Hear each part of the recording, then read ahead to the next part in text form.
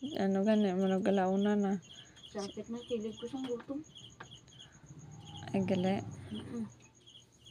Agad ako lang, bako tayo matulog lang kung gutom lang sa doon. Kaya nakapanyapo naman ko ganito, hindi magwantay, hindi ko tulog. Kagabi na mukaw ka man. Tika sirado na. Tiyanggi sinapang baklan, alas 12. Hindi ba yung tag alas 12, tag alauna yan. Dira kaya mamukaw yan. Pamukaw akong dito. Gabi dugay-dugay ka lang katulog ay. Lapit na alas 2. Diyos ko.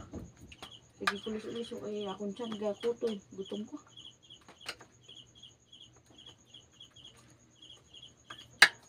Hindi ka magkaon? Hindi kuya.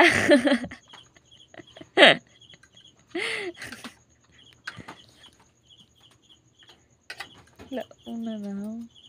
Alas 12 pa lang, alas 12:36 sa gabi, alas 11 ka ng ano. Alas 11 to, alas 10.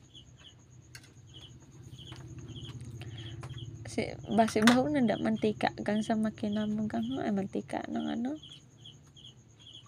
Gasolina, dira ka ganang kaon. Tama ano? Base ba lang gaagsik-agsik na dang ano. Ang? Dira sa kilid yung gasolina, yung ano nang ganyan. Oil? Oo. Ay isa gani, sa shop gani kung magubaan ng makina, amon nga. Kamot mo mga oil pa, sige lang mga taon. Tiyan mo nagurong yung sinakat ng mga tiyan. Ito nga, kaya nga akong alaga. Hindi ko dumdum. Ano ka nag? Ang kaon mo kagina, mo lang tuya. Kami mga alaga mo, wala mong panadamugan. Ay, gali.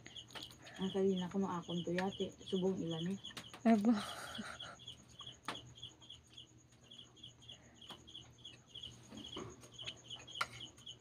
Hindi ka na sang utan mo ha. Ako nang napasayong ko na. Amo patubla utan ding. Gusto para may sudaan ta. Ako nang kalabasa, hindi ka nila kaon. Oh, sige, dadi. Ano?